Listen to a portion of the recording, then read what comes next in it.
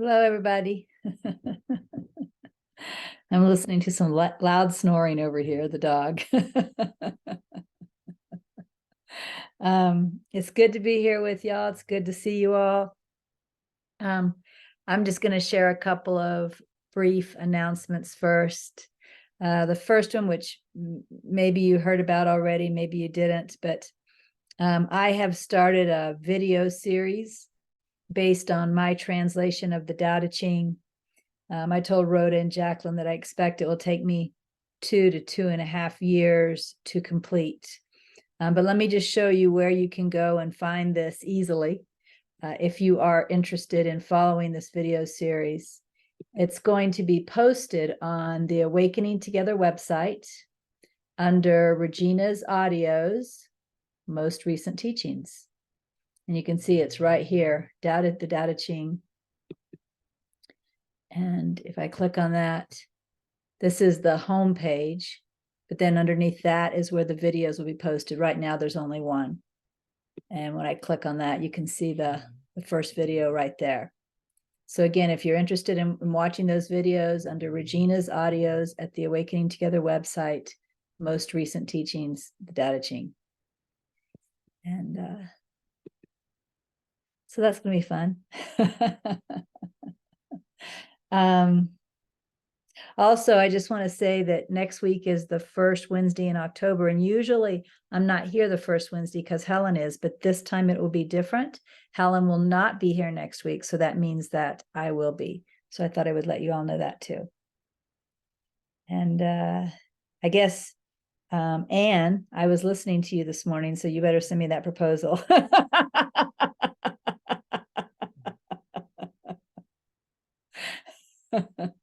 And also, I think I'll embarrass Shauna a little bit. I was listening to Shauna's inquiry program on Sunday, and it was excellent. It was a brilliant inquiry. So I just wanted to share that in case anybody wants to go back and listen to it. It was a very, very good inquiry. I also want to say, Shauna, that I also listened to you facilitating the reflections on the fear retreat, and you are a much better facilitator than you think you are. So I think it's important that you accept that. Anybody else want to be embarrassed? Rhoda's shaking her head no real big. All right, well, then I'll stop doing that. I'll stop doing that, and I will move on to Out of the Stillness and 7 Steps to Awakening. And it looks like today we're going to start with 309.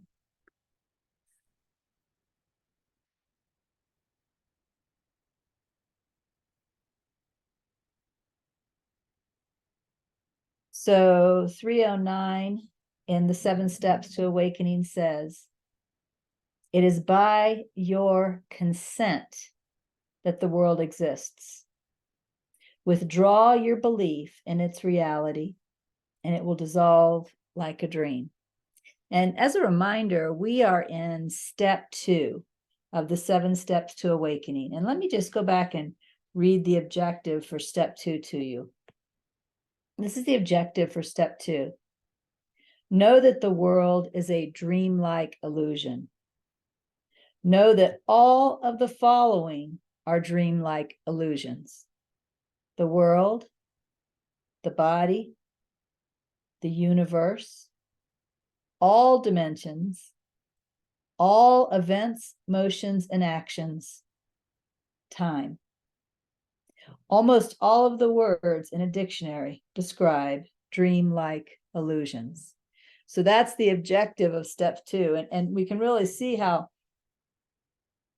quote number 309, which is from Nisargadatta Maharaj, really points toward that objective. It is by your consent that the world exists. Withdraw your belief in its reality, and it will dissolve like a dream. So what I'm going to do is shift to my journal. And of course, that's Out of the Stillness. And of course, as you guys know, the purpose of the journal was me contemplating these quotes, but what I was seeking was truth. And in fact, what I was seeking was a direct experience of the truth. And so when we're listening to what I wrote in the journal, I think it's important to keep that in mind, that I was contemplating these quotes, but I was seeking, I'm going to use the word personal truth. And by personal, I mean, I don't want to know that Nisargadatta knows it. I want to know it right here, right? A direct experience of truth. So let's look at with that in mind, let's look at how I contemplated quote 309.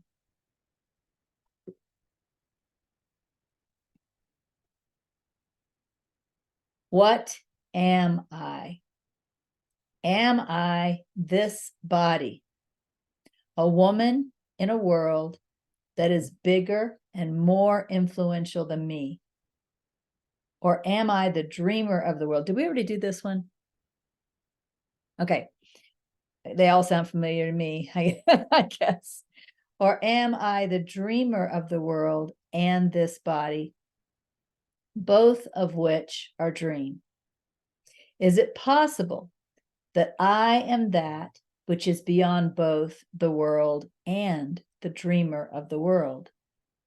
How can I know or discover the truth of what I am? It seems that if I play the part of the body, the woman in the world, my experience will remain as the woman. This does not feel most helpful if I want to experience full discovery of what I am. It seems that if I play dreamer of the world, watching thoughts and manipulating the dream through thought, I will move from the perception that I am the body, but I will not discover if I am that which is beyond the dreamer and the world. It seems the most helpful practice is to lose interest in the world and thoughts about the world while focusing on present isness. Intuition says this is the most helpful practice if the goal is to discover the full truth of what I am. And so this is the practice I choose. When I read that now, what I can see in it are the four principles of God. And I suspect that I had not yet discovered the four principles of God. I would have to go back and really look at the timing of when each of these quotes were written. But I did discover the four principles of God while reading and contemplating the 7 steps to awakening. And I remember it was in around May or June of 2012. But at the rate that I was spending all day contemplating these, I'm guessing that 309 was probably earlier in the year. So I don't think that I had yet really discovered through direct experience the four principles of God yet. And yet, I can see those principles right here in a way. Of course, they're in Nisargadatta. Oh no, they were in Michael Langford's introduction to chapter 2 as well, right? Because he lists the things that are really the fourth principle of God. Let's see, where was that? But I found it easily last time. Okay, here we go. He lists the things that are in the fourth principle of God: the world, the body, the universe, all dimensions, all events, motions, and actions, and time. And of course, that's actually only a partial list. So then he goes on to say, almost all of the words in a dictionary describe dreamlike illusions. So he's pointing to the fourth principle of God there and saying none of that is true. And what's happening here when I'm contemplating quote 309 is I'm kind of starting at that level. I'm saying, am I this body? Am I a woman in a world? And the truth is, the honest answer at that time would have been, I don't know. It seems like it, right? It seems like it. But what I'm looking at here is, how can I discover if that's not true, right? How can I if I'm wrong about the fact that I'm a woman in the world, how can I discover that's not true? And again, I want to discover it for myself. I don't want to believe Nisargadatta. I don't want to believe Michael Langford. I want to know from my own experience what's true here. And then the second thing I look at, based on the language, I would say is coming from A Course in Miracles, but we would now know it today as probably the third principle of God. Am I the dreamer of the world? You know, that's a step up, right? The one who is actively dreaming, the process that is actively dreaming this world. Am I that? But there must have been an intuition. I don't remember having knowledge, not even intellectual knowledge. There must have been an intuition that there must be something even beyond the dreamer. Because I'm looking at this, am I the dreamer of the world, or am I that which is beyond both the world, the fourth principle of God, and the dreamer, the third principle of God? Is it possible that I am beyond both? And so again, I'm asking, how can I know? How can I find out for myself? And the answer that comes to me is stop playing the part. You know, if I play the part of the woman in the world, that's probably right where my experience is going to stay. And how do you play the part of a person in the world? Well, the first thing that comes to my mind is I am entirely invested in her values, her beliefs, her point of view, right? Entirely invested in that as if they're my values, my beliefs, my point of view, etc.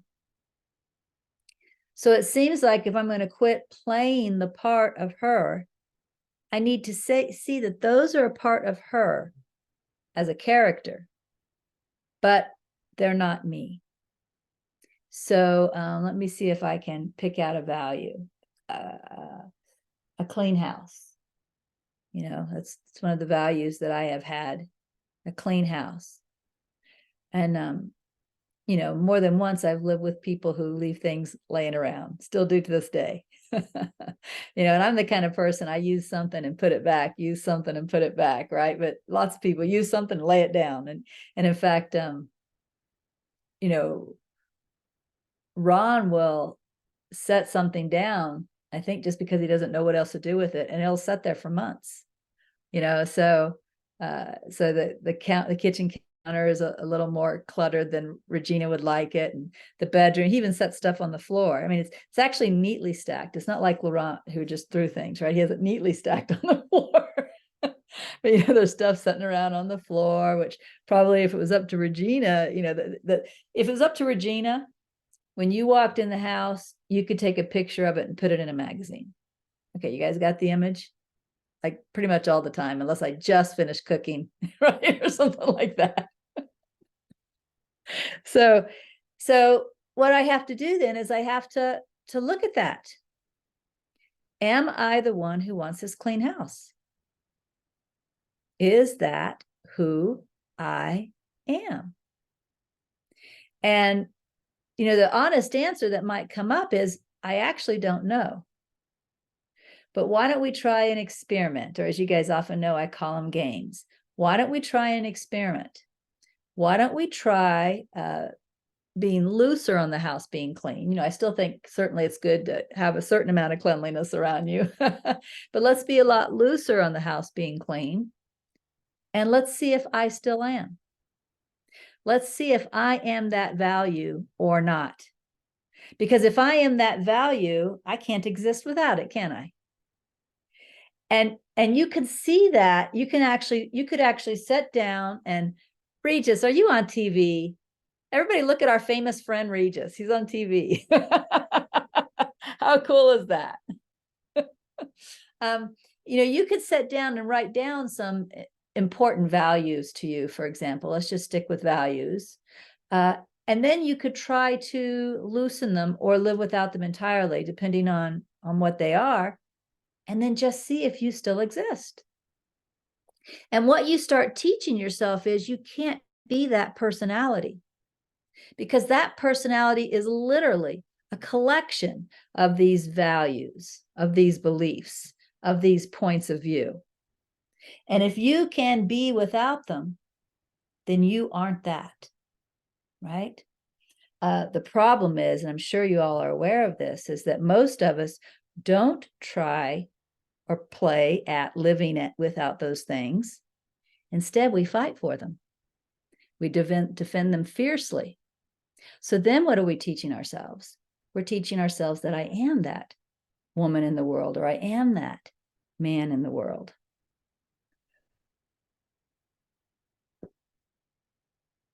So it's fun. Sometimes it's not fun, but it can be fun to first sit down and make up a list of what makes up the personality of this person.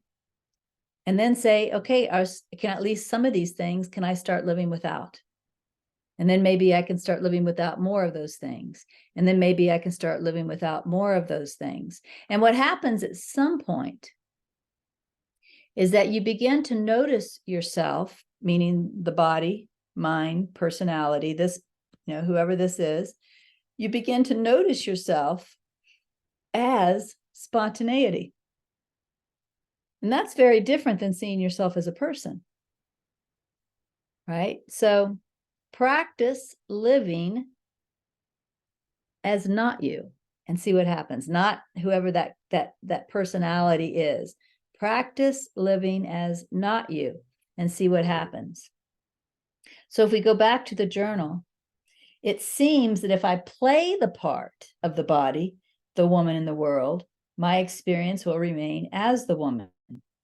This does not feel most helpful if I want to experience full discovery of what I am. Why would I keep myself limited to that littleness if I want to try and discover if I'm more? I should at least try to let go of that littleness, right?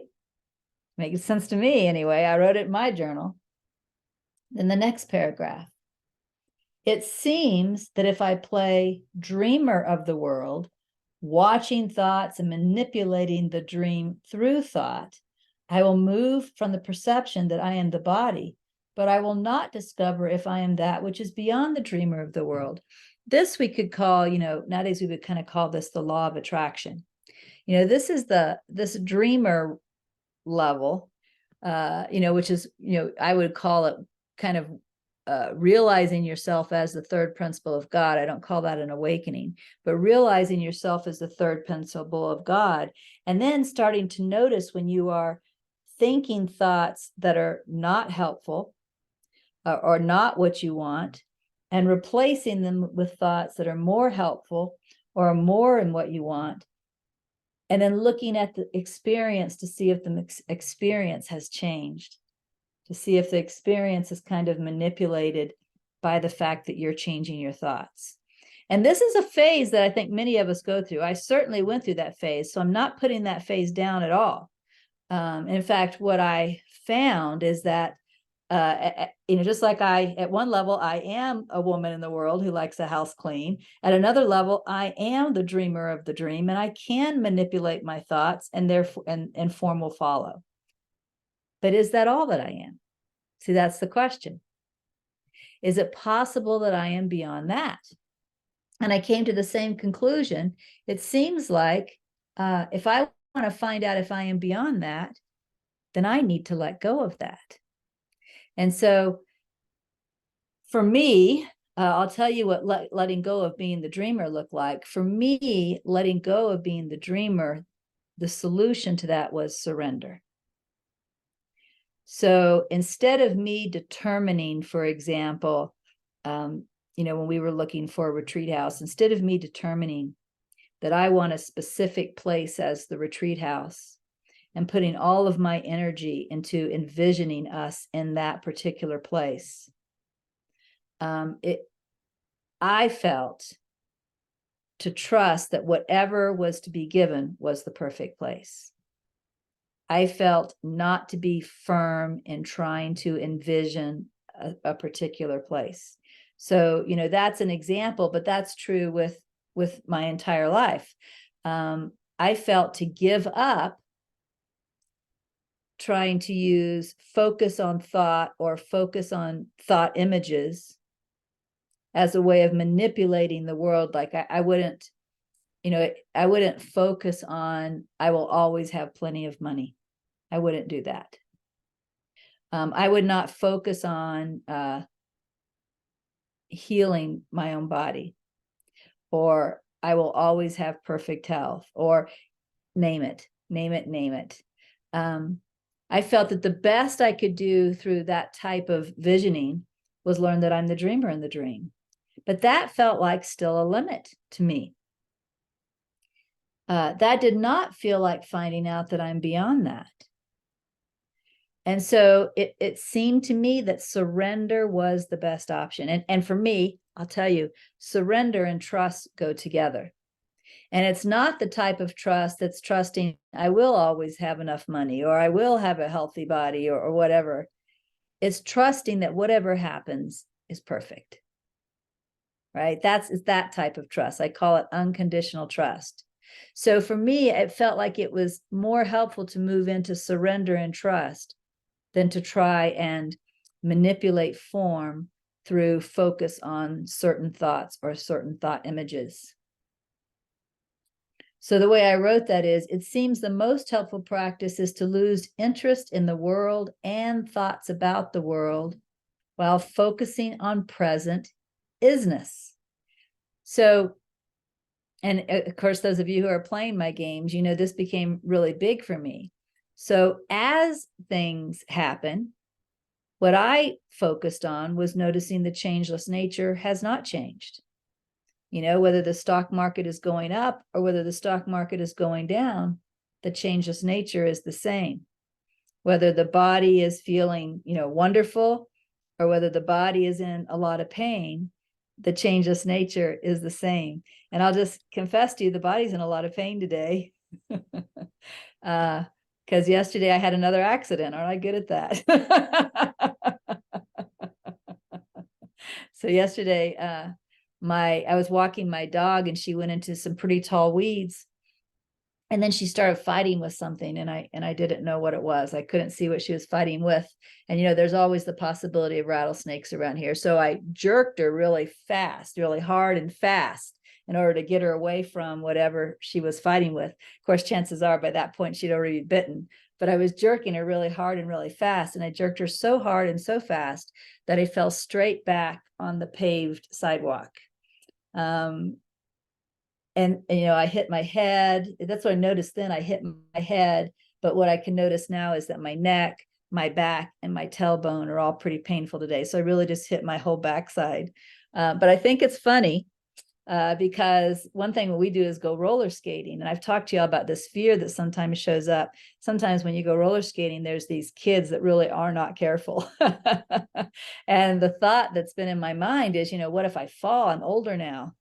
You know, what if I fall? What if somebody knocks me and I fall? Well, I found out that I can fall just fine. Flat, and it's okay. But the point is, whatever happens, the changeless nature is the same.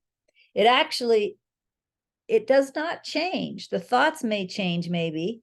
The feeling in the body certainly changes. But the changeless nature of awareness never changes. It doesn't matter if, you know, yesterday the body felt fine and today the body is in pain. It is completely 100% irrelevant.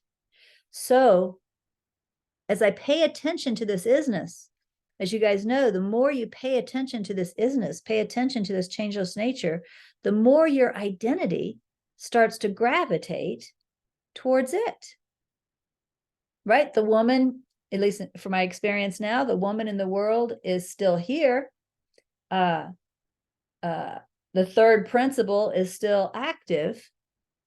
But I begin to see that I am something that is untouched by all of that. That I am something that you can't put into words. You know, people try, but you can't put it into words. And I'm always here, and I'm always now. So what do I learn through my direct experience? I am beyond that woman. I am beyond that third principle. What am I? Sounds like a pretty good word to me.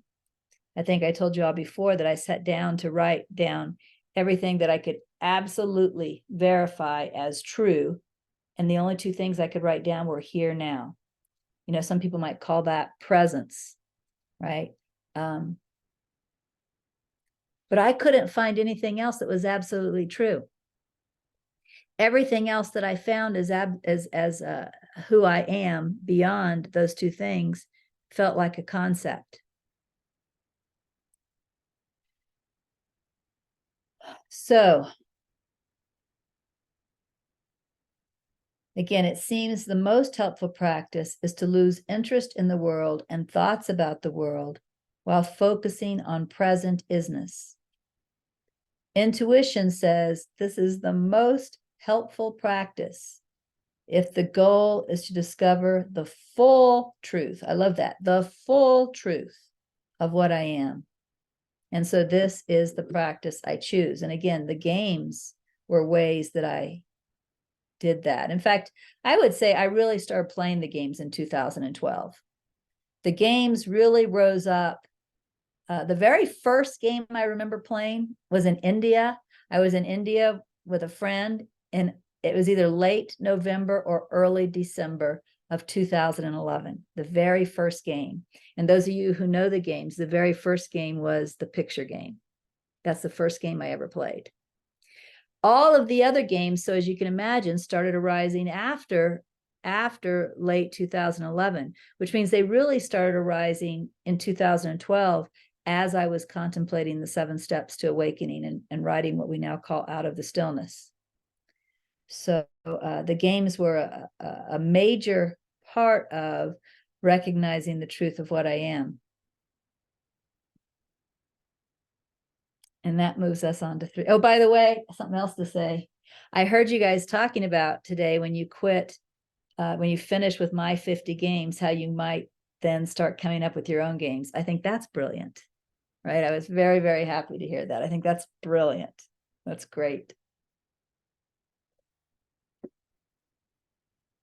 Okay, number 311 then is where we're headed next.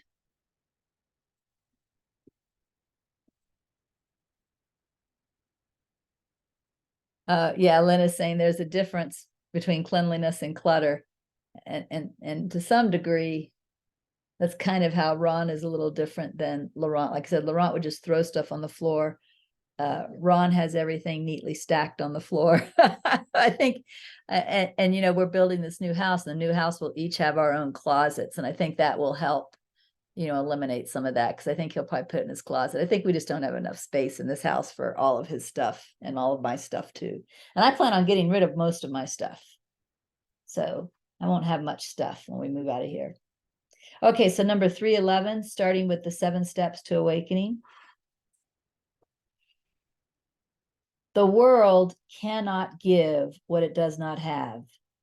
Unreal to the core, it is of no use for real happiness. It cannot be otherwise. We seek the real because we are unhappy with the unreal. Happiness is our real nature, and we shall never rest until we find it. But rarely we know where to seek it. Once you have understood that the world is but a mistaken view of reality and is not what it appears to be, you are free of its obsessions. Only what is compatible with your real being can make you happy. And the world, as you perceive it, is its outright denial. And we'll look in a moment at my contemplation of this, but certainly we all know that most people seek happiness in the world, right? I mean, that's just what we do. We think happiness is in certain conditions. And I don't remember what brought this desire up in me. It was very early on the spiritual path. I'm sure it was something in A Course in Miracles, because that was my primary contemplation at the time. But I remember being very serious about, I want to be, I don't remember if it was happy or peace, but I want to be happy, or I want to be at peace under all circumstances. That became like a goal, or you could call it a spiritual aspiration. I didn't want conditions in the world to have any effect on me. And this is before I knew anything. I mean, knew anything about I'm not a person in a world. I mean, it was way before any of that. So even as a person in the world, because that's what I knew then, I wanted to beyond being affected. I wanted to be beyond being affected. And of course, what I have realized is that we are beyond being affected. We just have to place our attention on our true self. It's never affected. But I didn't know that then. So a part of what has always led me on this spiritual path was looking at and questioning whenever I thought I was affected, right? Because I had that goal right up front of wanting to be unaffected by everything, just always happy, or always at peace, or always content. I'm going to go ahead and read this again from 7 Steps to Awakening. The world cannot give what it does not have. Unreal to the core, it is of no use for real happiness. It cannot be otherwise. So if my goal is to be unaffected by the world, you can't just be unaffected by the quote bad, by the things that your mind would interpret as bad, and then be totally affected by the things that your mind interprets as good. Right? In order to let go of being affected, in order to have perfect happiness or perfect peace, you have to let go of being affected by the good and the bad, right? And you can't really do that as a person, not the way we've defined a person as this collection of values and beliefs and point of view. Because if you are believing in the values, beliefs, and point of view, you're always going to be affected. Right? So in order to realize, my goal of eventually, clearly what I had to do was let go of the personality as who I am. Because you just can't have both at the same time. So the world cannot give you what it does not have. But I guess what I'm saying is, and the personality is always going to be an obstacle to realizing that happiness has nothing to do with the world. The world cannot give what it does not have.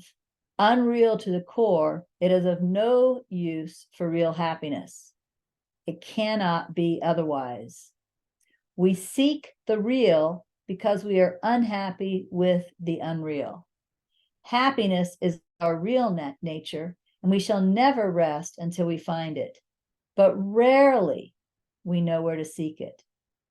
Once you have understood that the world is but a mistaken view of reality and is not what it appears to be, you are free of its obsessions. And that's true of the personality too, right? Once you realize the personality is not what you are free of its obsessions. Only what is compatible with your real being can make you happy.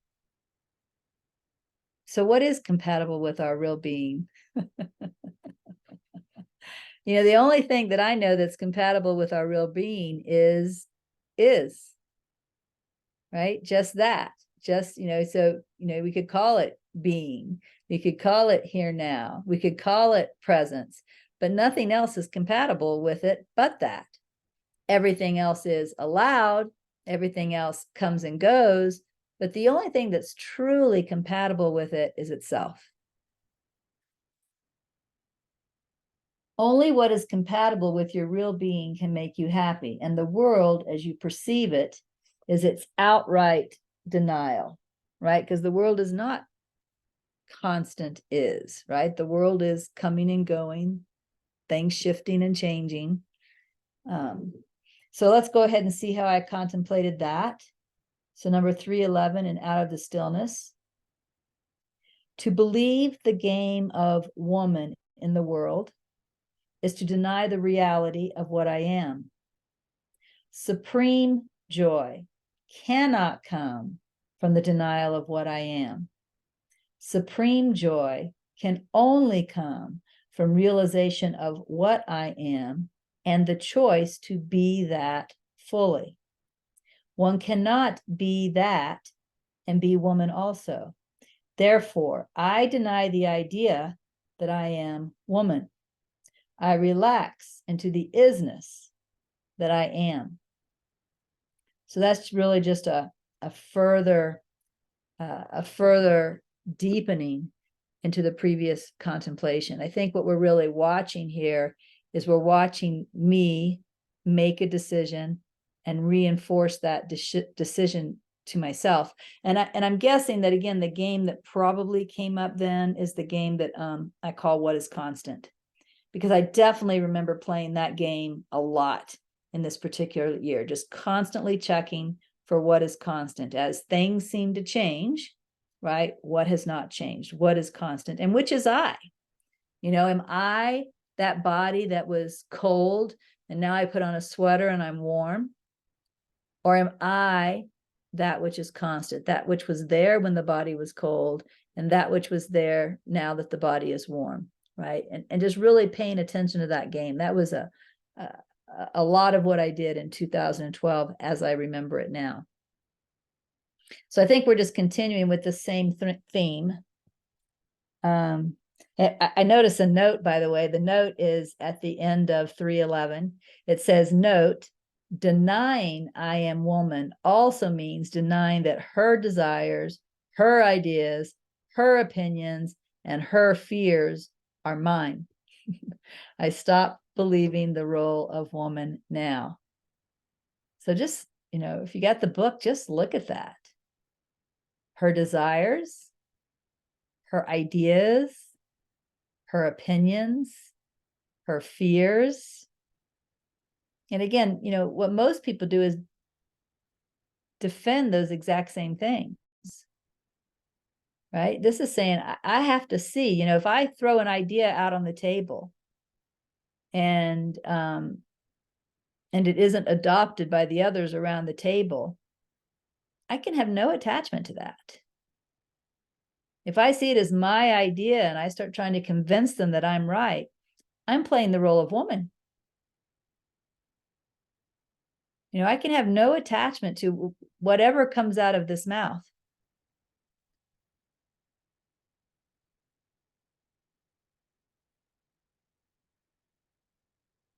So 312. Do understand that what you think to be the world is your own mind. That's all there is to 312 from Nisargadatta. So let's go look at 312 and Out of the Stillness. What am I?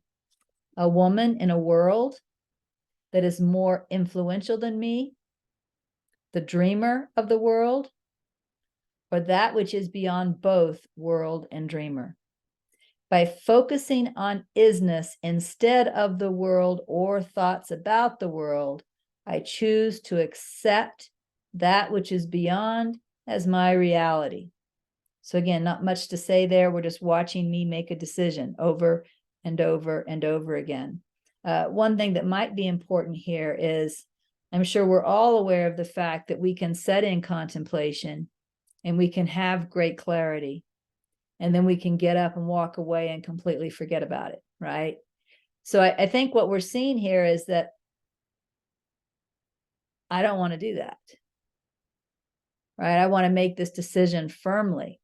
So I'm repeating it to myself over and over and over again. This is the conscious shift I'm making now, not the miraculous shift, but the conscious shift to focus on what is constant as I, and to discount the woman and the dreamer as I, right? I'm going to discount them, deny them, and not the repressive type of denial, but that's not true.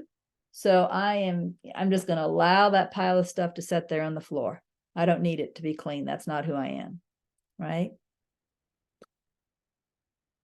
Yeah.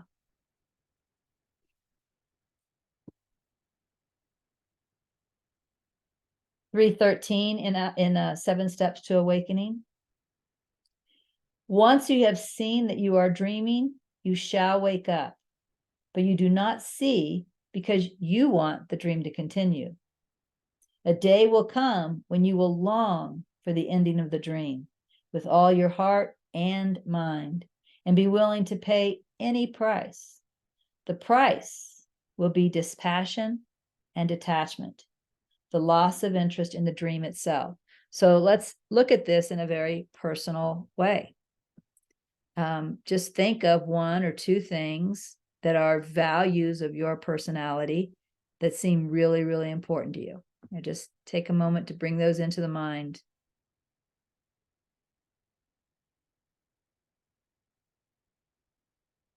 And then listen to this again. Once you have seen that you are dreaming, you shall wake up, but you do not see because you want the dream to continue. So what this is telling me is that I want that value more than I want to wake up. I want a clean house more than I want to wake up. I want my daughter to respect me more than I want to wake up. I want my partner to, what do I want from my partner? To be romantic with me sometimes more than I want to wake up. Just think of whatever those things are that go with your personality and realize what this is saying is we want those things. That's the problem. We want those personal values more than we want to wake up. Once you have seen that you are dreaming, you shall wake up, but you do not see because you want the dream to continue. A day will come when you will long for the ending of the dream with all your heart and mind and be willing to pay any price. The price will be dispassion and detachment. That's when we start letting go of those personal values. That's when we start letting go of those personal points of view, because now a shift has happened. We want to wake up more than we want that. And so we start letting them go. When we notice they're showing up, when we notice we're starting to get agitated because we want the house clean, we look right at it. And, we say something to ourselves like, do I want the house clean or do I want truth realization? And now we want truth realization. So we allow the house to be as it is, or whatever it is, right? Do I want a certain man or woman to be elected president? Or do I want truth realization, right? I always think it's funny when a presidential election comes along, because so many of my spiritual friends start making lots and lots of political posts. What happened? Is it more important to us who gets elected? So that, for the last 6 months of a particular year, every 4 years, we totally forget our goal and we become very focused on politics. And in fact, even begin attacking our friends who have a different political point of view. Which is more important to me? Who gets elected president? Which party is in power?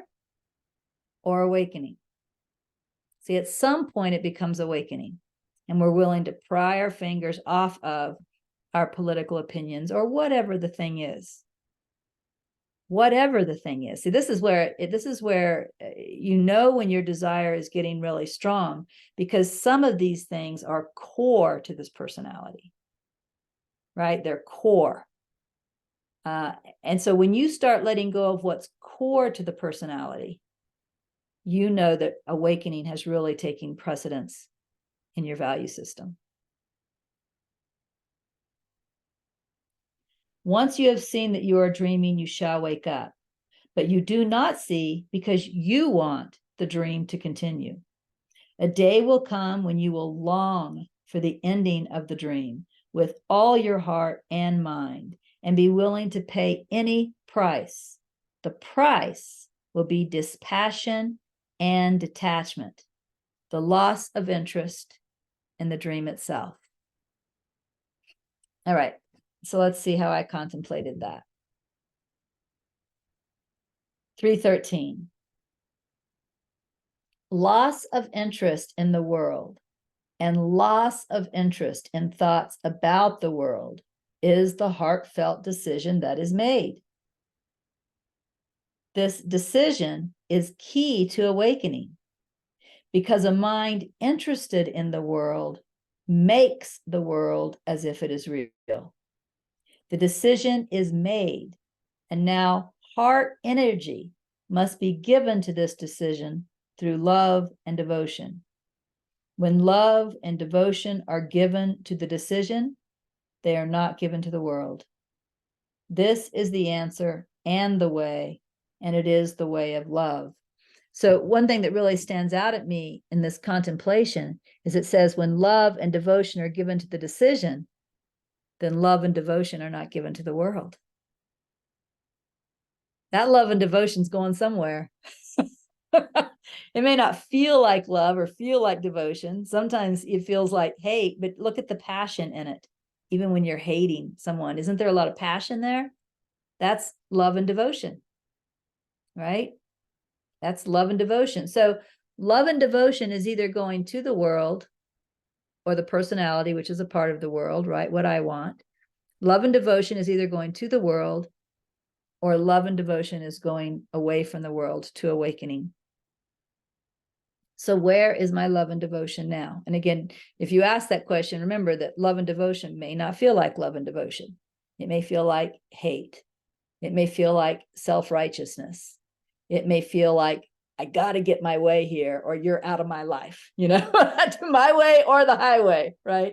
But it's love and devotion to the world. We're still saying the world is what makes me happy. Certain conditions are what make me happy. And so that's where I'm really going to place my important attention. But when we're ready to awaken, then we start to see the world isn't what makes me happy. I don't need certain conditions to be happy. All I need is to know myself, and that is happiness. And so then I have to, in order to actually do that, I can't say I want to know myself as the unaffected self and still be completely caught up in the world. I mean, it's not going to work. It's being split. And not only that, it's not even really being split. What it really is giving all of my love and devotion to the world and having an intellectual idea that I want something different, that I want awakening, right? Where my love and devotion goes, that's what I really want, no matter what I'm saying. So where is my love and devotion? And is that where I want my love and devotion to be, or am I willing to shift it now? And really what this means is we're starting to let more and more things be as they are, right? Because when our love and devotion goes to the world, we're trying to manipulate things to be the way we think we need them to be so that we can be happy.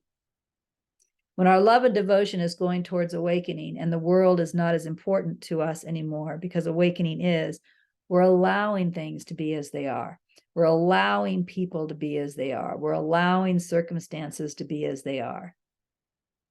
That's what it looks like, practically speaking, right? We're no longer trying to force things to be the way we want them to be.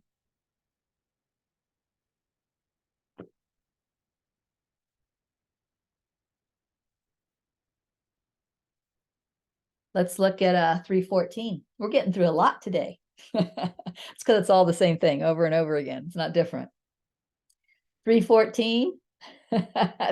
Sounds like this is Nisargadatta. It's so perfect. I do not need the world, nor am I in one. That's what I'm contemplating here. I do not need the world, nor am I in one. So Regina got a little wordier on that. 314, who am I? Am I a woman in a world that is more influential than me? This has been the belief. Caught up in this belief, the need to control the world, to make it be my way, has resulted in constant struggle. What is this my way? Who am I? If I am that which is beyond the world, is there any need for the world to be my way? Let's look at that again. If I am that which is beyond the world, is there any need for the world to be my way? Aren't I completely independent of any world appearance? Can the world evoke a struggle, a desire for control, or suffering in me? Without belief or identification that attaches meaning to world appearances, can there be suffering? So it's clear that when we really think we need things to be a certain way, we are buying into the fact that the personality is what I am, and conditions need to be in a certain way for this personality to be happy. And if we're going to buy into that, that's going to be our experience. It's not going to change. If that's where we're putting our believing, if that's where we're putting our love and devotion, that's what we're going to keep getting.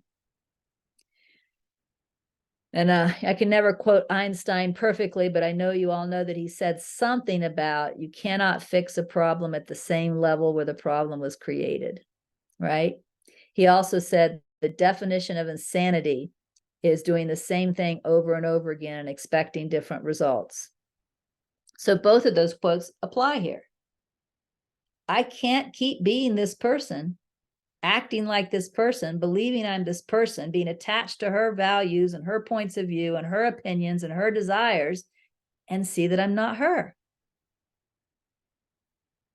I have to step up to another level, right? I can't stay at that level and see that I'm not her. I have to step up to another level, which is paying attention to what is constant, paying attention to what is unaffected and is already here and is already I. And I have to do something different, which again is not continue to believe in her values, her desires, her opinions, her points of view. It just makes sense. So the question is, what do I want? Do I want, as Nisargadatta said in a previous quote, for the dream to continue? Or am I ready to awaken? And am I living from that? Whatever my choice is, right? Am I living from that? Or sometimes it is asking, what is more important to me? That this be this way or that I awaken? You know, what do I really, really want? And then living from my choice to the best that I can. You know, again, there's no such thing as perfection. We all slip and fall. I banged my head and my whole body on the cement last night. We all slip and fall. Maybe not as much as I do, but we all do it. And now, like I said, now when I'm roller skating, I'll know I can fall. Yeah, it's funny because what hurts the most is my tailbone. And the way I experience that is it's okay to sit once I'm sitting, but the act of sitting, you know, the act of moving into that position really hurts. But once I'm here, it's okay. Okay, so 3:15. This is the last Nisargadatta quote in step 2. However great and complete is your world, it is self-contradictory and transitory and altogether illusory. However great and complete is your world, no matter how wonderful it seems to you, no matter how true it seems to you, it's self-contradictory and transitory and altogether illusory. So let's look at how I contemplated that. Number 3:15, and out of the stillness. Can a dream be constant? Isn't change the nature of a dream? And of course, when I wrote this, I was actually thinking about a nighttime dream. That's where I started. So I'm looking at the dreams that I have at night. And they're not constant. They're stories, weird stories, but they're stories, right? There's change going on in those dreams. So change is the nature of a dream. Have you ever had a dream that was just a constant picture? No, never. That's never happened, right? To anybody. So change is the nature of a dream. That's what I'm noticing here. Can a dream be constant? No, it can't be. Isn't change the nature of a dream? Now take that insight and look at the next paragraph. What is the nature of the world?